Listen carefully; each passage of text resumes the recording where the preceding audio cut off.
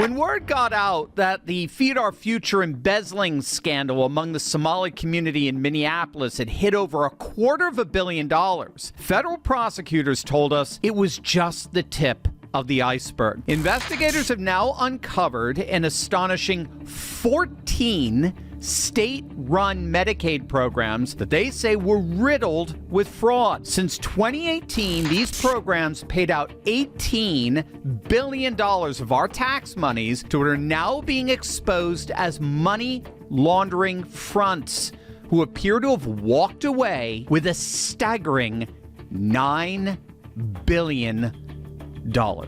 Here's Assistant U.S. Attorney Joe Thompson. The magnitude of the fraud in Minnesota cannot be overstated. Staggering amounts of money that have been lost. But it's not just about the money that's been stolen and wasted. This is a problem that's caused all of us to question what kind of state we live in. I think it's eroded our sense of collective statewide self-esteem and confidence. It's caused a state, as I've said before, that has long taken pride in having a strong economy, good schools, beautiful lakes, mini parks, and a sense of community spirit and civic mindedness. This fraud really calls into question all of that. And I know that it's gone on, it's been allowed to go on far too long.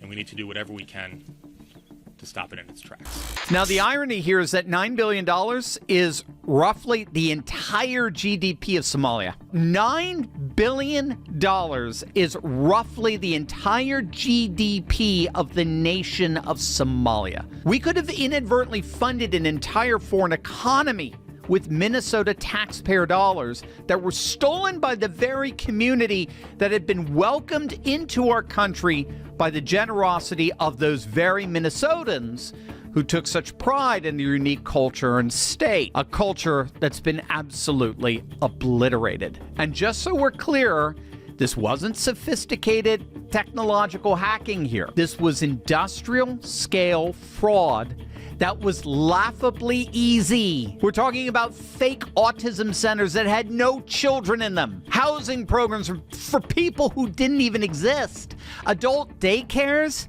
that were empty shells. It got so bad that prosecutors coined a new term, fraud tourism. So criminals from other states, like two men in particular from Philadelphia, heard that Minnesota was giving away free money. So they flew in, they set up these fake companies, they billed the state for millions, and they flew home. They didn't come for the lakes. They didn't come for their unique sense of community. No, they came because their inept, feckless disaster of a governor, Tim Walz, hung a massive "Kick Me" sign on the Minnesota Treasury. And where did the money go, you may ask? Well, it didn't go to hungry kids. It didn't go to autistic children. It went to luxury villas in the Maldives. It went to lakefront real estate. It went to Lamborghinis parked outside of empty strip malls. And most disturbingly, federal investigators have traced huge sums of this money flowing overseas to Kenya and Somalia.